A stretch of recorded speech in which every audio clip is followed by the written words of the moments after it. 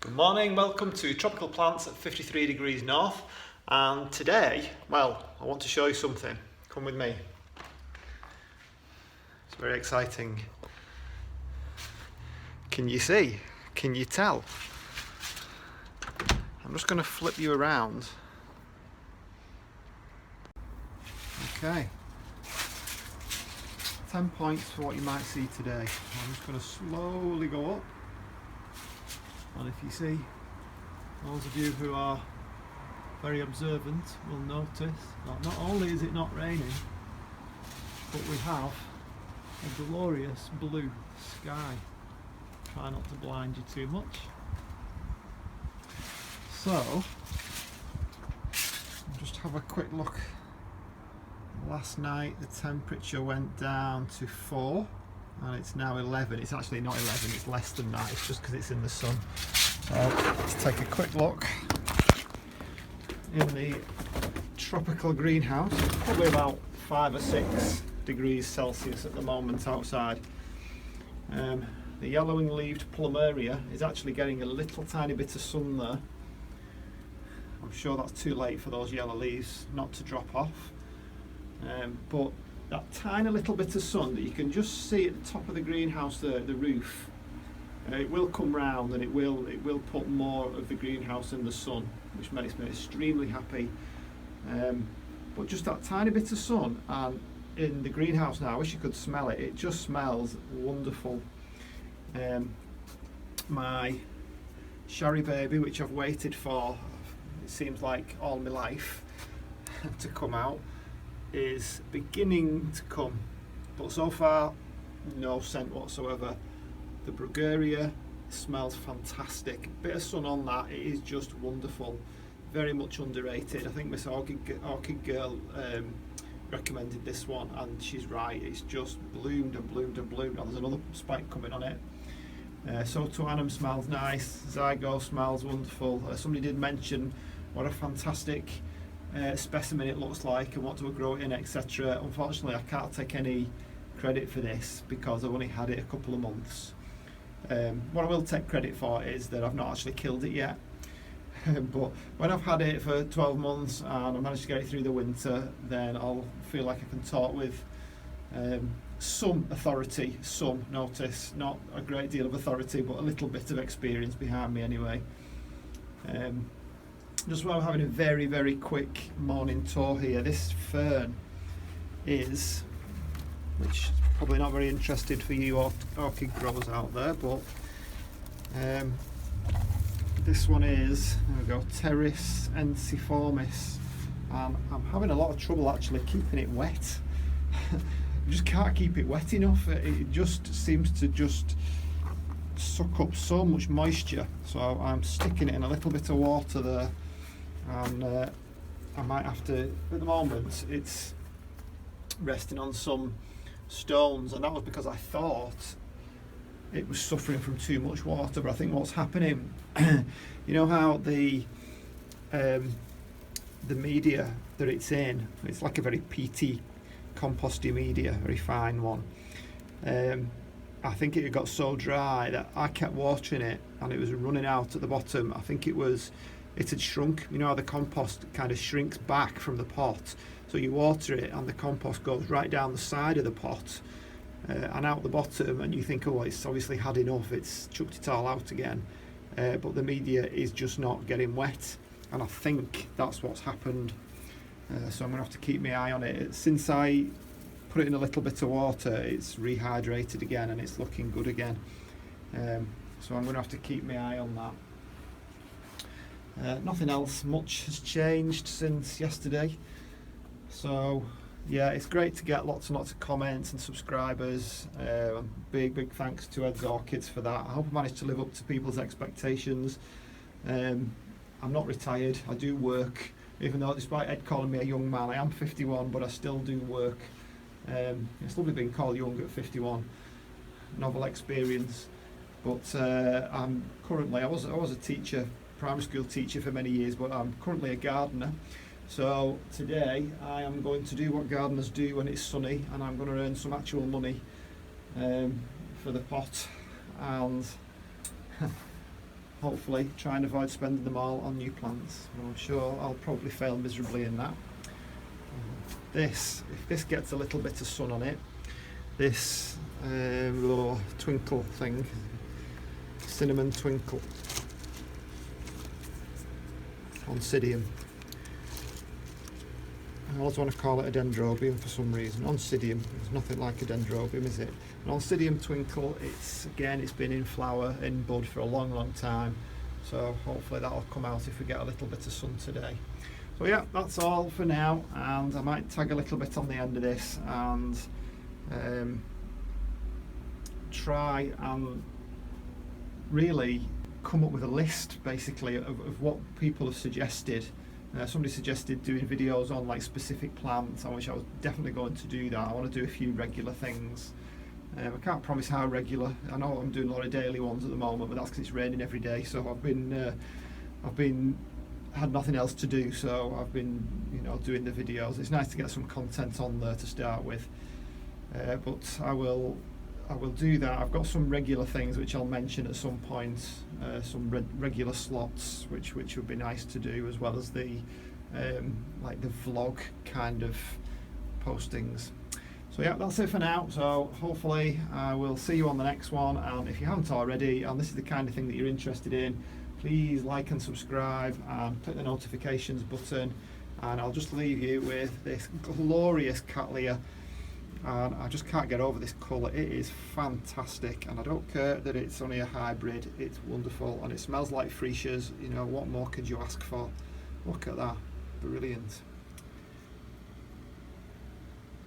I'll see you on the next one. Bye. Hello everyone, I'm back again, and I want to take the opportunity to show you something distinctly untropical or non-tropical on this very rare summer's day. Well, it's nice a November day, but it appears to be a summer's day. It's a sunny day anyway. Now this, if you can see it properly, these silvery discs,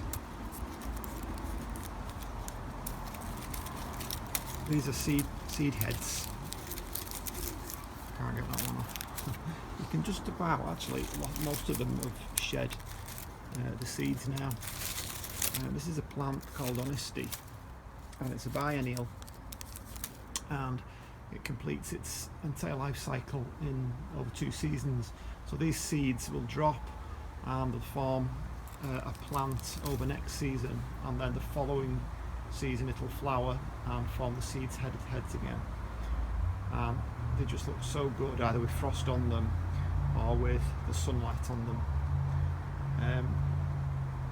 It's such an unusual plant. The flowers are purple and they smell really pleasant, but people don't tend to grow it because people think of it as a weed, because it is, I believe it's a native plant. So what I do, when the plant's dead, I pull up these tall seed heads and I just stick them in a pot, so they're very much dead. Now the seeds have dropped off. You can see I've done some over there, and just swing you around, and over in the gloom over here there's some there too, just stuck in a pot. I thought it would be nice to see that with the sunshine on it. And while it is a sunny autumnal day today, the Acer looks particularly nice in the sun. It should be shedding its leaves soon. I've just spent 3 hours clearing somebody else's leaves up. I wish somebody would come and clear mine. That's the wheelie bin, which I haven't put back yet. And back into the tropical greenhouse. And I just want to show you now, it's midday now. This is the sun that I'm getting in November. It's something, I've not experienced this before, because obviously I only got it in March, got the greenhouse in March. So you can see that the sun is coming down up to like 2/3 of the roof. So anything that's on that side is still in the shade. All those things are in the shade. The Cattleyas unfortunately are in the shade. But when I swing around over here,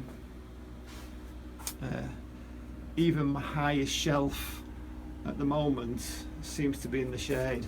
The top of this bougainvillea is getting some sun, and this, which I always forget, I think it's is it Rinca stylis? Or Neostylis lucerneri. That's the one that's supposed to be blue but isn't. So yeah, nothing is in the sun at the moment, only that or anything that's really high up. The Vanda's getting some sun, that's up there. Maybe as the sun comes round a little bit more, because it'll work its way round this side, then it might get a little bit more sunshine on these plants. I'm hoping so anyway, because I know that Plumeria's crying out for it. I did watch a video with Brad's greenhouse, and he was talking about Plumeria. Now he's in I think he's in British Columbia in Canada, and from what I can see, his conditions I think are probably a bit more suited than I am, even though it might be a similar latitude, I don't know, but from what he's saying, he's talking about quite low humidity, so he's got to keep the humidity quite high, but he does get snow, but I don't think they get temperatures as cold as what I get here for such a length of time, and it's likely that he actually gets more like a greater percentage of clear days than what we get, and this is the bane of living in the UK, the fact that, you know, for the vast majority of the year, whatever the temperature, it does tend to be cloudy for most of the time. It's that pesky Gulf Stream again, coming across from the Caribbean. It goes over the sea and it brings with it, you know, warmer air, yeah, only a few degrees, but it brings with it lots and lots of cloud, and that's what can make it so miserable living here. So yeah, so a little update on the fern that I talked about earlier. It does seem to have rehydrated. It's looking a lot better now. So I'm going to take it out of that water, and I think that seems to be another problem solved. So rather than leaving it on the stones that you can see over there, it would probably be better in a tray, so that any water that does pass through collects in the tray for a little bit. But of course the downside to that is then it could possibly rot if it's in the tray.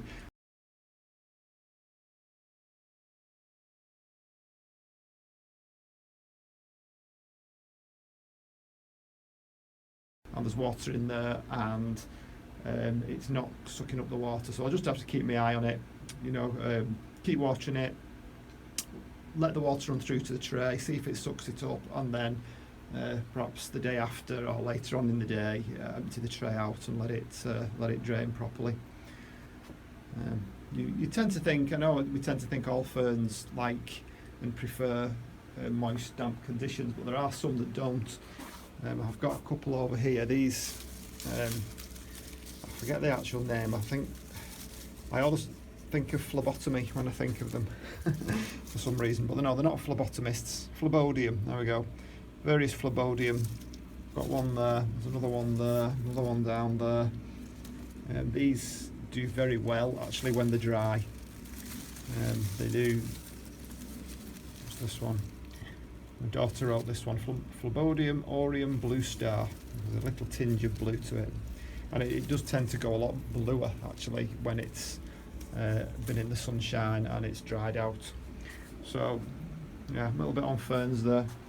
So yeah, more of a vlog today really, just to show you what I'm up to. So I might just piece a few bits together for today's vlog, and take it from there. So any suggestions of what we can do, you know, any kind of regular slots that I can fit in, you know, to help with the content would be really useful. I just paused there because I noticed this Plumeria, this leaf's going black around the outside. So at the moment that's going to drop. That one is, that one down there is, that one is. But I'm trying not to panic too much. This one is a new leaf, but it's looking a bit yellow, but maybe yellow in a healthy way. I don't know. My seedlings are doing okay.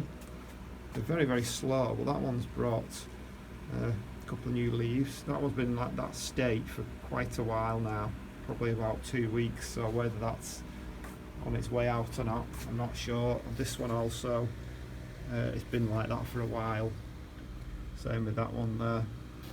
That one actually, no, I think, no, I thought that was rotting. No, that's just a bit of the seed case. We'll see. Maybe cool, humid greenhouse isn't the best place for a Plumeria. Oh, I was talking about Brad, wasn't I? Brad takes his into the house, or he did take it into the house in one of his videos, because he thought that the greenhouse might be too humid for them. But you would think on Hawaii, you know, they're surrounded by water, so you'd think that perhaps they're used to humidity. It might just be the fact that it's not getting the 5 hours of sunshine it needs, and there's absolutely nothing I can do about that, unless of course I buy some expensive lights, which I'm disinclined to do at the moment, because I'm spending lots of any excess cash, and even any cash that isn't excess, I'm spending it on plants. So I would very much like to set up some kind of lights at some point to supplement it. Well, that's for the future anyway, can't have everything at once. So yeah, that's it for now, and I'll see you on the next one. Don't forget to like and subscribe, and hopefully we can continue with the content. Bye.